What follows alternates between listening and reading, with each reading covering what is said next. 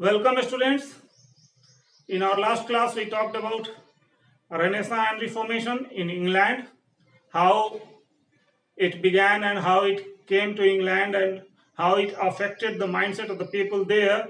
Today, our class will continue, and today we'll focus particularly on the literature, on the kind of literature that Renaissance and Reformation produced in England. And our main focus will be on poetry and drama because there is no prose literature mentioned in our syllabus, UPSC syllabus. So let's talk about certain characteristics of Renaissance and Reformation and how those characteristics manifested themselves in the literature of the period. That will be our main focus. So let's start. Yesterday in last class we talked about humanism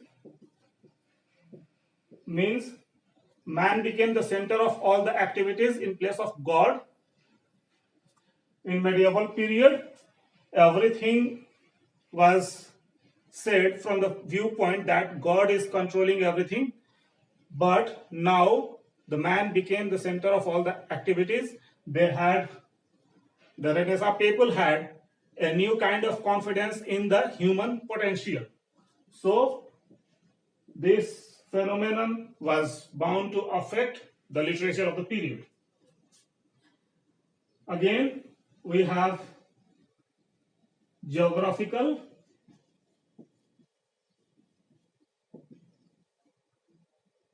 discoveries.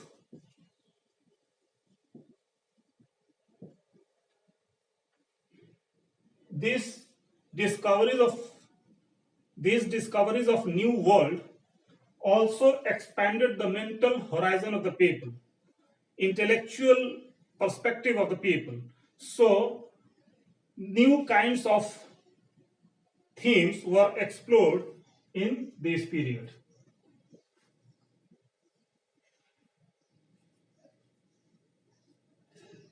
Old medieval ideas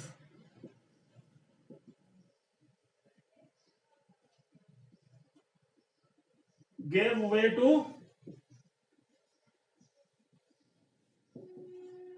new modern ideas. It created a kind of creative tension in the mind of people, and many authors preoccupied themselves with the theme of mutability.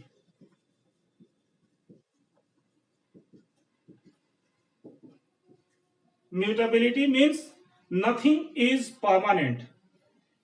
You can say that theme of transience became a consistent theme in the literature of the period.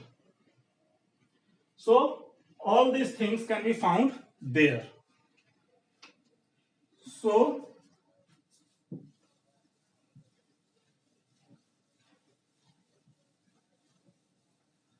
let's put these main characteristics and the consequent themes on hold for a moment, and let's talk about what were the sources of the literature of the period in England. We have to consider poetry and drama. The immediate source was Italy, means Italian scholars. We have already talked about the importance of classical literature during Renaissance and how classical literature affected the mindset of people, intellectual perspective of people. So those classical knowledge came to England through Italy. Some scholars also believe that Renaissance came to England through France, from Italy through France, but the sources were immediately Italy, not France, because we find that in the field of poetry, Petrarch.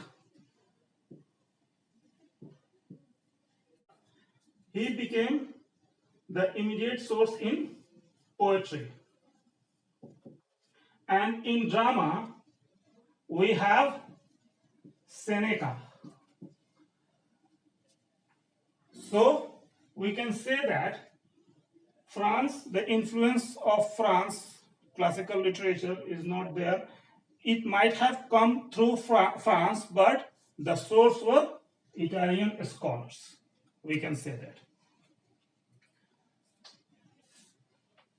The Greek influence was there, but that through the Italian. Now we will see in what way and to what extent these Italian sources influenced English literature and how Renaissance produced this kind of literature that we have, that we consider as Renaissance literature. So we know the name of Petrarch. He is famous in English literature by this name, but his original name was Francesco Petrarca, and he was a humanist and a pioneer sonneteer. So during that period, Wyatt had the opportunity to go on a diplomatic mission to Italy, and he had the opportunity to know about his literary style. So he learned a lot from there, and his contemporary and junior, Henry Howard,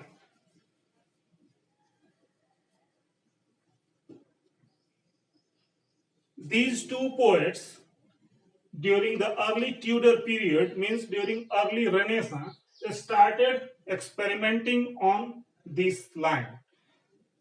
Wyatt followed exactly the same structure, but the structure was the same. The structure was Petrarchan, but the theme was conventional English. Means English poets borrowed the structure of the classical literature from Italy, but the theme, the content, the subject matter was essentially native English. Henry Howard introduced certain changes in that structure of sonnet. Similarly, they tried to improve upon the existing measures that were in practice in the preceding period in England with the inspiration from these poets, Italian poets, not only Petrarch but his other contemporaries as well. But in doing so, these poets faced with a particular kind of problem, because that period also witnessed a change in language, the change in grammar, the change in pronunciation, because of the phenomenon taking place that is known as the Great Vowel Shift, that caused the change in pronunciation of most of the long vowels, and consequently the pronunciation of most of the words changed, and also the accent pattern shifted. So this shift in accent pattern presented them with a problem how to decide the rhythmic pattern of their lines. But at the same time, they also had the freedom, they also had the liberty to play with that language, play with those variations in accent pattern. So that was all that they tried to do. These poets are important for historical reasons. Their poems present a link between the medieval poetry and the modern poetry, that is, Renaissance poetry. But the experimentation of these two poets and their contemporaries can be found to culminate in a Spenser, can be found to fructify in the hands of a Spenser He was able to exploit the full potential of English language, and at the same time he was able to combine the different strands that can be said to characterize the phenomenon called Renaissance. So we can see the elements of humanism is there in his masterpiece, The Fairy Queen.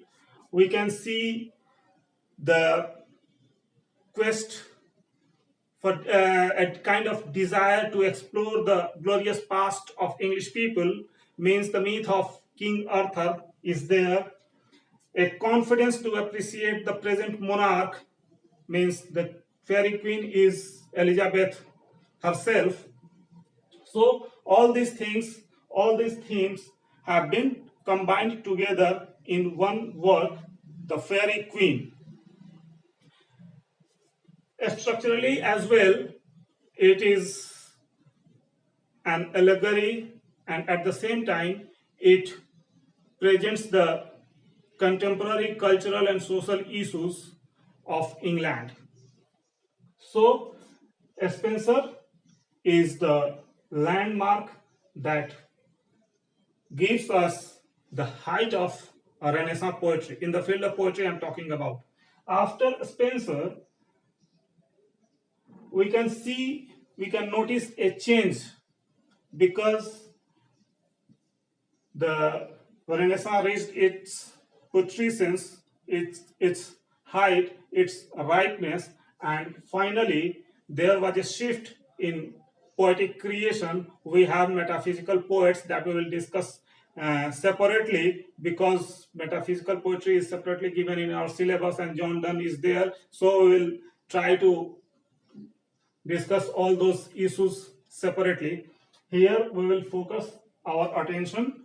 We will just focus on what is necessary for us according to our syllabus.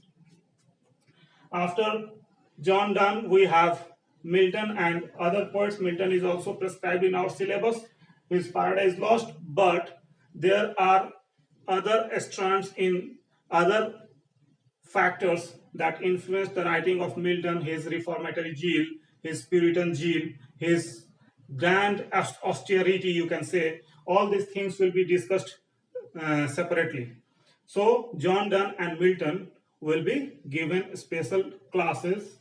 So here we will stop our discussion on poetry. These are the main things that can be found. We have already noticed the thematic preoccupation of the period, and all these things are found in the poetry of the period. So now, since drama predominated the entire Renaissance period, and particularly the Elizabethan and Jacobean periods, so we should focus more on that.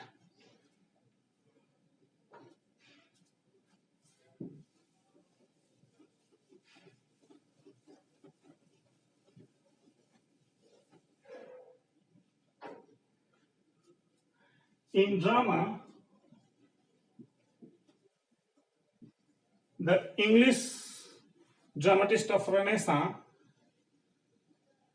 mostly went for Senecan model of dramatic writing. He wrote a kind of revenge drama, you can say. So before Shakespeare and even before Renaissance, we need to have an idea of the dramatic writing in England. The native tradition was focused on miracle and morality plays and interludes. Those elements never completely gave way to classical themes. Actually, the subject matter, as in the poetry, in drama as well, remained completely, or rather mostly, native English. The form was borrowed from classical literature. So you can say the first classical drama is Gorboduc, and it was a tragedy, and Ralph Raster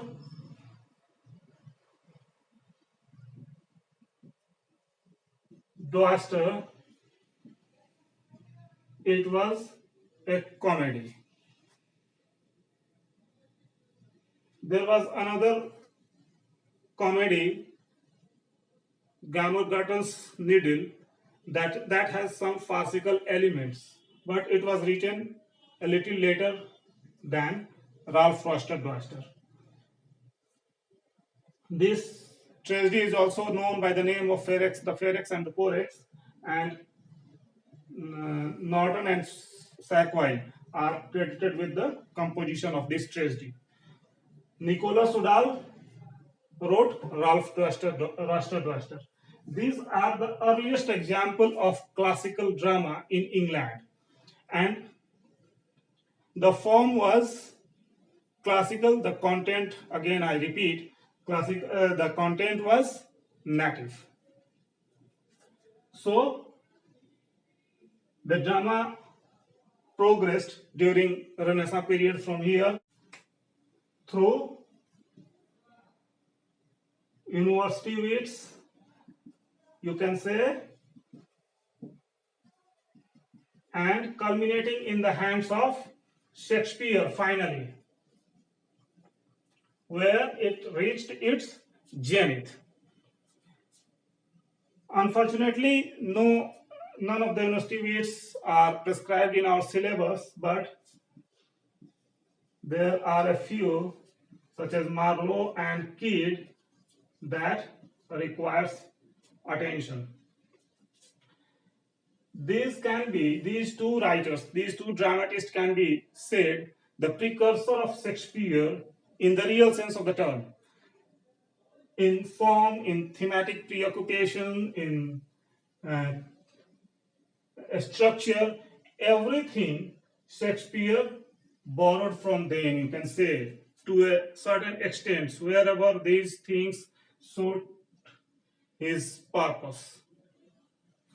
Of course, Shakespeare is the greatest of all the English dramatists, and his genius is so ever expanding that he continue to experiment with new themes and handled those themes in different way consistently in his all through his dramatic career.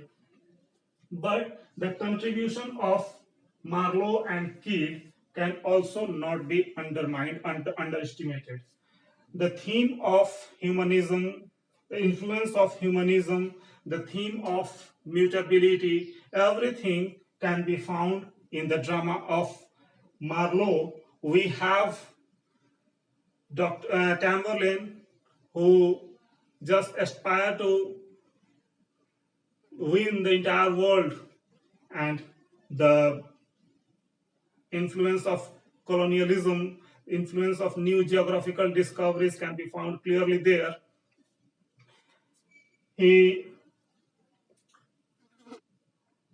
His second work, Dr. Faustus, aspires for the ultimate knowledge that can be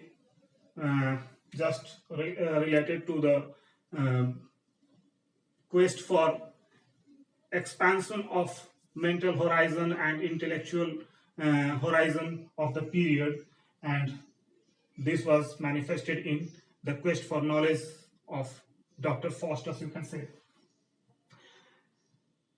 In Edward II as well, we find a very, very strange type of theme, the homosexual inclination of the hero has been presented with boldness in that period that no dramatist for more than 2 or 3 centuries could dare to preempt. Even Shakespeare, his immediate successor, could not clearly talk about in his dramas about the theme, though there were possibilities.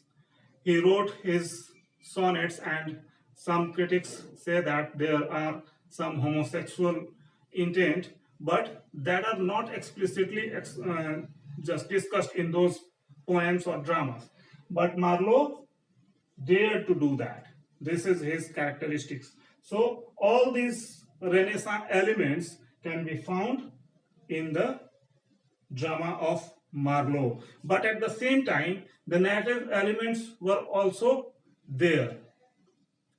We can find the idea of scene and virtue in morality drama, and that can be clearly found in the mental tension of Dr. Faustus, the relation of Gaveston and relation between Gaveston and King Edward II in Edward II, and the certain proclamations of Jew of Malta.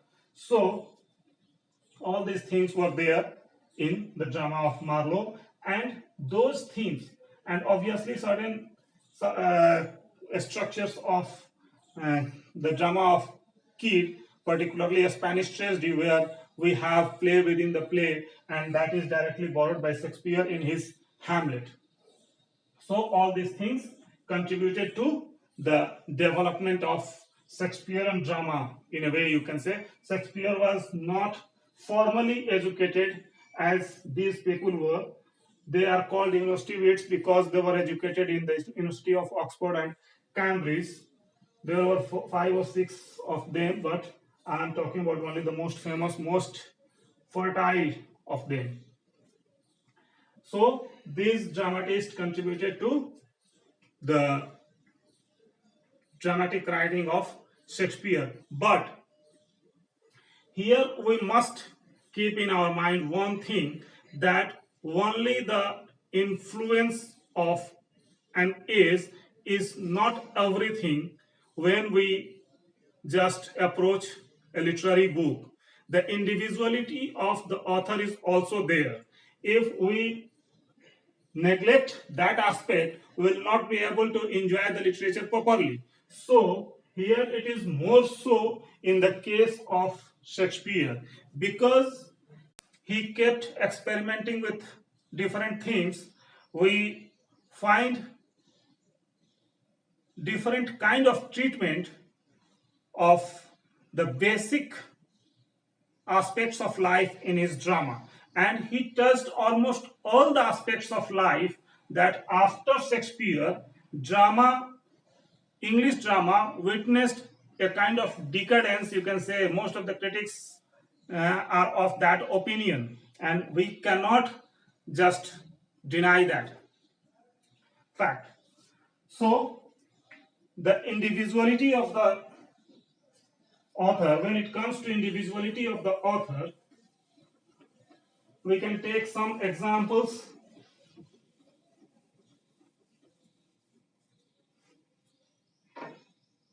From Shakespeare, and we can see how the different characteristics of Renaissance manifested themselves in the drama of Shakespeare, and how Shakespeare used those things, those aspects of life in such a universal way that inspired the students of different generations to reinterpret his dramas.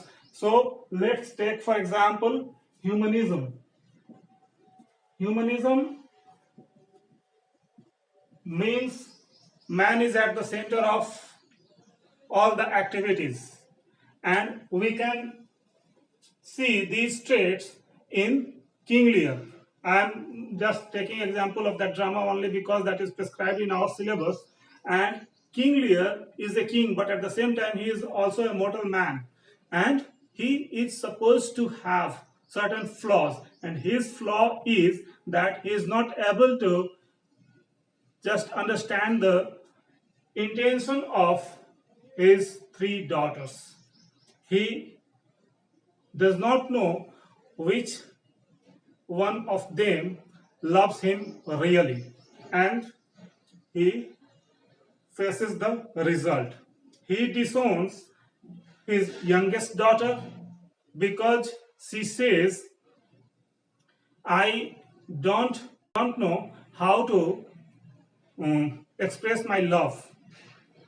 So this no, one no, nothing becomes the key word all through the drama. He is reduced to nothingness. King Lear himself, for his one misjudgment, he is reduced to nothingness.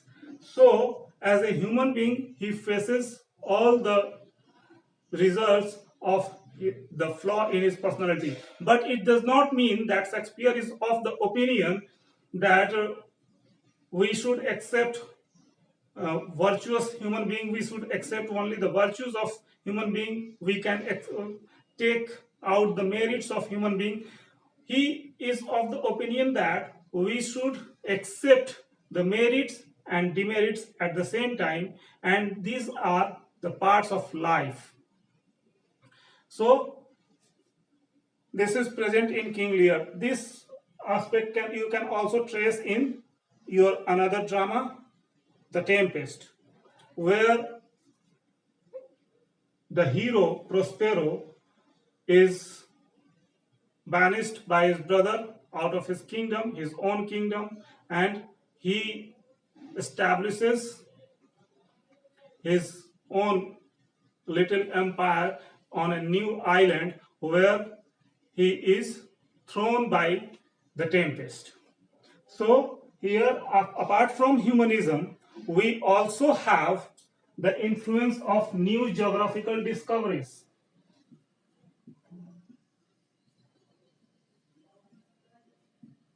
New geographical discoveries and questions from the Tempest is also asked from the colonialist and post-colonialist point of view. So you must recognize these 10 traits in that drama while going through that drama. I am taking example of those dramas, those poems only which are mentioned in our syllabus. So there is no need to waste our time because we have very little time to prepare for main optional, and we have to be very strategic. That is why I am not going to other facts and or other aspects of literature. I am just focusing on our syllabus. That mind you, my students. So this new feature of geographical discoveries is found in that Prospero reaches a new island where he, in a way, colonizes that island, and his only subject is Caliban. And the conversation between Prospero and Caliban is a curious, you can say, example of the colonialist and post-colonialist approaches. So you can take that drama in that way as well. So these are the things, these are the main traits of Renaissance that can be deciphered in the literature of the period in this way. So I think this lecture will be very helpful for you, and if there are anything missing you think from this in this class, you can get back to me in comment box, and if you like the video, please like it and subscribe the channel. Thank you. Enjoy your study.